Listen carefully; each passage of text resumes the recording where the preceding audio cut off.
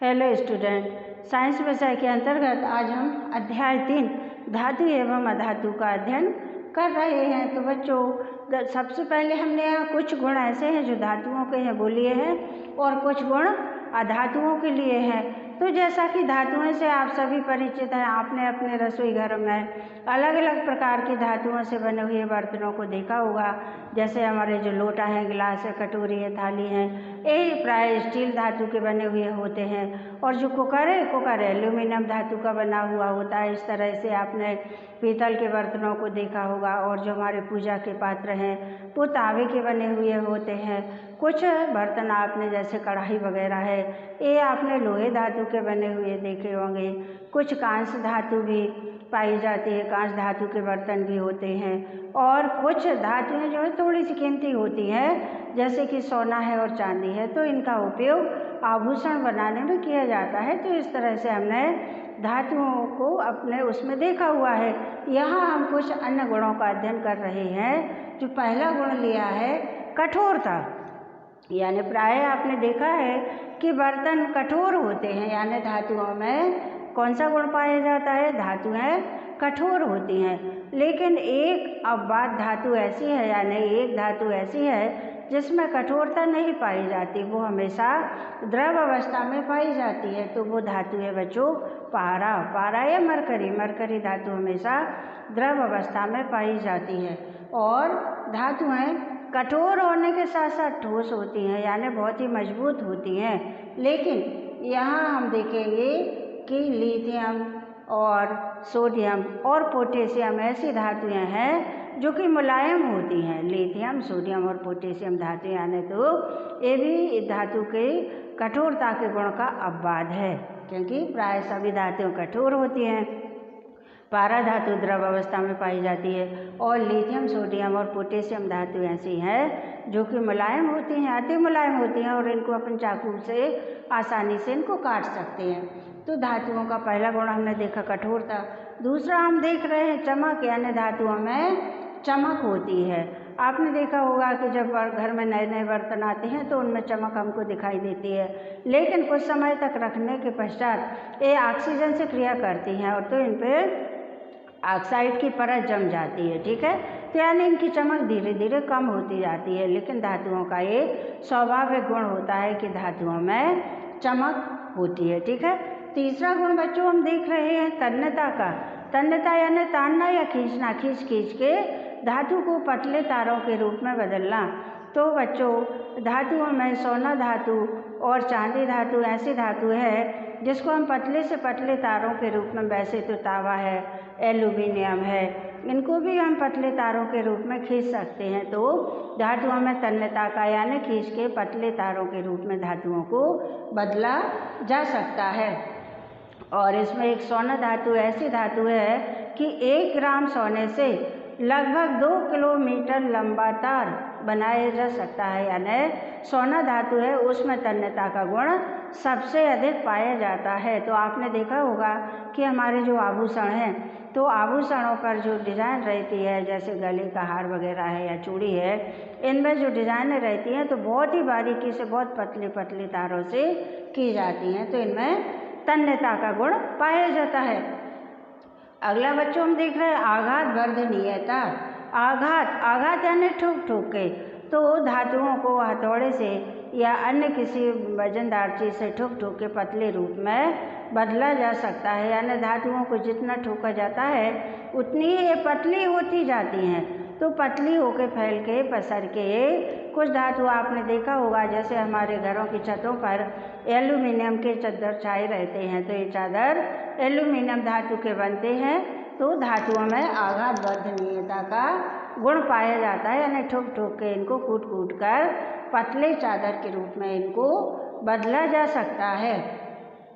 अगला बच्चों हम देख रहे हैं ऊष्मा एवं विद्युत की चालक, यानी धातुओं को आपने देखा है कि हमारे दाल चावल या सब्जी वगैरह धातु के बर्तन में क्यों बनते हैं? क्योंकि धातुएं ऊष्मा की सुचालक होती हैं। गर्म करने पर गर्म हो जाती हैं। तो हमारे जो भी हमारी जो खाद्य सामग्री है वो इन वस्तुओं में रखने से शीघ्रता से पक जाती है। इसी तरह से आपने एल्यूमिनियम धातु से बना कुकर देखा होगा, कुकर में प्रेशर बनता है तो उससे और अतिशीघ्र दाल चावल सब्जी वगैरह पक जाते हैं। तो धातुएं ऊष्मा की सुचालक होती हैं, यानी गर्म हो जाती हैं। और इसमें लिखा हुआ है धातुएं विद्युत की चालक होती हैं। विद्युत की चालक से मतलब है कि धातुओं में विद्युत प्रवाहित होती है, यानी धातुओं में करंट आता है। तो धातुएं ऊष्मा और विद्युत की चालक होती हैं। इसका एक गुण और है कि धातुओं के गलनांक और क्वथनांक उच्च होते हैं, यानी धातुएं जो है ठोस से द्रव अवस्था में बदलना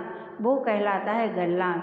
तो धातुओं के गलनांक और क्वथनांक उच्च होते हैं। तो ऐसी बहुत सी धातुएं हैं जिनको गलनांक यानी जो ठोस से द्रव अवस्था में बहुत उच्च ताप पर बदलती हैं। जैसे कुछ धातुएं 3,500 अंश सेंटीग्रेड तापमान पर धातुएं पिघलती हैं, यानी ठोस से द्रव अवस्था में बनती हैं। और इनके क्वथनांक यानी ठोस से वाष्प अवस्था में बदलना, तो इनके गलनांक और क्वथनांक दोनों ही बहुत ही उच्च होते हैं, यानी बहुत अधिक तापमान पर ही पिघलती हैं और बहुत अधिक तापमान पर ही वाष्प अवस्था में बदलती हैं। तो इनके गलनांक और क्वथनांक हमेशा उच्च होते हैं। लेकिन अपवाद इसका एक धातु है गैलियम। इसके अपवाद स्वरूप में एक धातु है गैलियम। तो गैलियम धातु का ये गुण होता है कि इसका गलनांक बहुत ही निम्न होता है, यानी बहुत ही कम ताप पर यह पिघल जाती है, ठोस से द्रव अवस्था में बदल जाती है। तो बच्चों इसको कमरे के ताप पर यानी इसको हम अपने खुले वातावरण में रख देते हैं तो ये उतने ही तापमान पर ये ठोस से द्रव अवस्था में बदल जाती है। इसी तरह से आपने सोडियम धातु को देखा होगा, और जैसे कि अमोनियम क्लोराइड है या नौसादर है, इन धातुओं को आपने देखा होगा।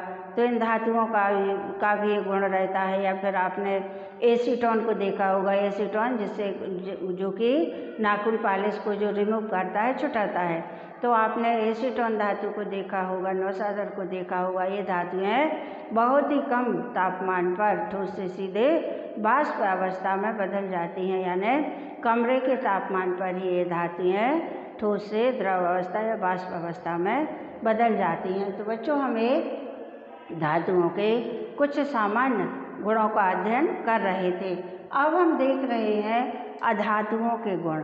तो धातुएं किसे कहते हैं? धातुएं जिनमें चमक होती है, वजन होती है, जिनमें ध्वनि आती है, यानी धातुएं जब आपस में एक दूसरे से टकराती हैं, बर्तन जब टकराते हैं तो इनमें से आवाज़ आती है, यानी ध्वनि आती है। तो ऐसे बहुत से गुण हैं जो कि धातुओं में हमने जिनका अध्ययन किया। अब हम देख रहे हैं कि अधातुएं किसे कहते हैं। तो प्राय बच्चों हम देखते हैं कि धातुएं बहुत अधिक मात्रा में पाई जाती हैं, और जो अधातुएं हैं, अधातुएं बहुत ही कम संख्या में पाई जाती हैं। जैसे कि हाइड्रोजन है, ऑक्सीजन है, कार्बन है, सल्फर है, ये सारी अधातुएं हैं, ठीक है। ब्रोमीन है, ये अधातुएं कहलाती हैं। तो यहाँ हम अब अधातुओं का अध्ययन कर रहे हैं। अब तो पहला है, अधातुएं सामान्यतः या तो ठोस अवस्था में होती हैं या फिर गैस रूप में होती हैं। अधातुएं जैसे ऑक्सीजन है, अपने हाइड्रोजन है, ऑक्सीजन है, तो ये सब क्या है? ये सब गैस अवस्था में है। और कार्बन है, कार्बन भी अधातु है। तो कार्बन प्रकृति का सर्वाधिक कठोर पदार्थ है। तो धातुओं को ये गुण होते हैं कि धातुएं या तो ठोस अवस्था में होती हैं या फिर गैसीय रूप में पाई जाती हैं। लेकिन इसका अपवाद एक धातु है, वो कौन सा है? ब्रोमीन। ब्रोमीन धातु जो है, ब्रोमीन अधातु, वो द्रव अवस्था में पाई जाती है। ब्रोमीन हमेशा द्रव अवस्था में पाई जाती है। तो ये इसका क्या है? अपवाद है, ठीक है। और दूसरा गुण हम देख रहे हैं भंगुरता का। भंगुर यानी टूट के बिखर जाना।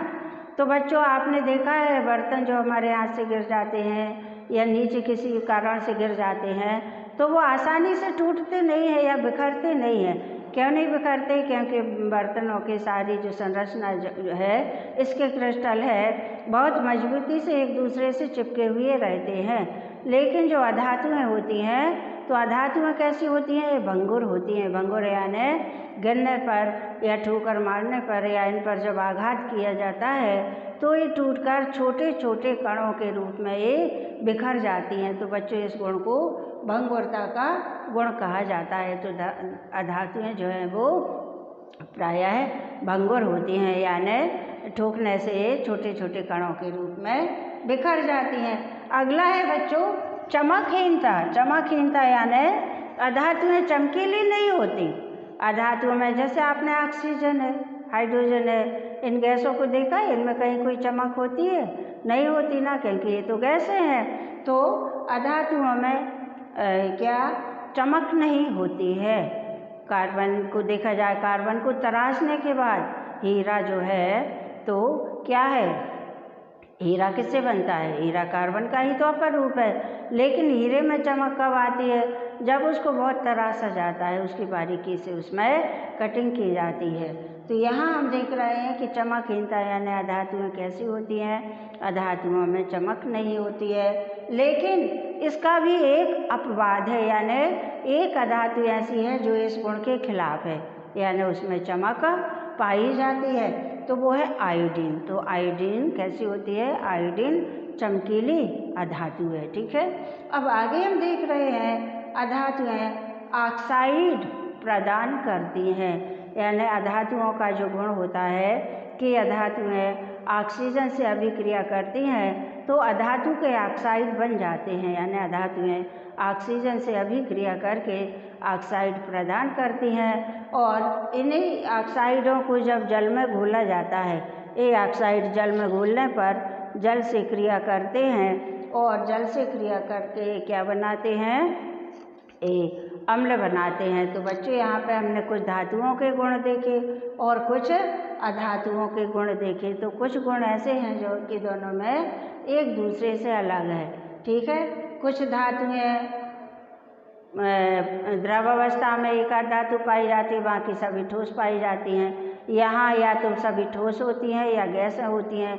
एक अधातु ब्रोमीन ऐसी है जो द्रव अवस्था में पाई जाती है। और कठोरता को ले लें तो सभी धातुएं कठोर होती हैं, लेकिन पारा धातु द्रव होती है। और लिथियम, सोडियम और पोटेशियम ऐसी धातुएं हैं जो कि मुलायम होती हैं और जिनको हम चाकू से आसानी से काट सकते हैं। और यहाँ हम ले लें तो कठोरता के रूप में कार्बन ऐसी अधातु है जो कि बहुत ही कठोर होती है। दुनिया का विश्व का सबसे कठोर पदार्थ जो है वो कार्बन है। ठीक है, तो ये भी सबसे कठोर होती है।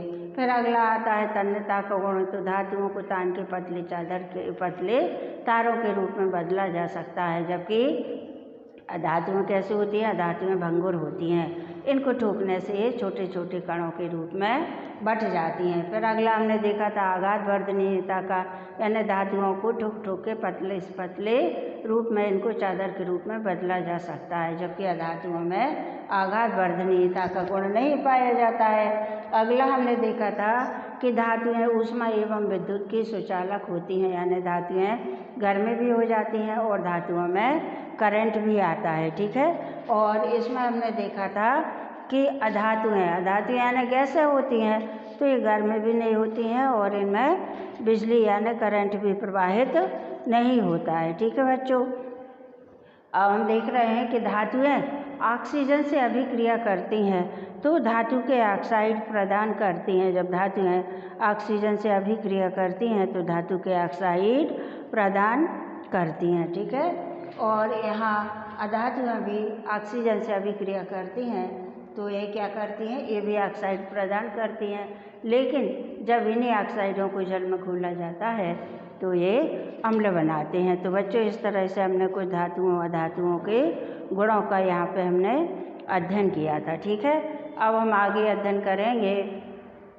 कि धातुओं के अम्लों के साथ में क्या अभिक्रिया होती है, या अधातुओं की अम्लों के साथ में या अधातुओं की क्षारों के साथ में क्या अभिक्रिया होती है। तो इसका हम अध्ययन करेंगे और हम आगे जाके इस धातुओं के रासायनिक गुणों का अध्ययन करेंगे कि धातुएं जो है वायु में दहन किया जाता है। जब धातुओं को वायु में दहन किया जाता है तो ये क्या करती हैं? तो धातुओं को जब वायु में दहन किया जाता है, यानी ऑक्सीजन की उपस्थिति में जब इनको गर्म किया जाता है, जलाया जाता है, तो ये धातु के ऑक्साइड प्रदान करती हैं। Okay student.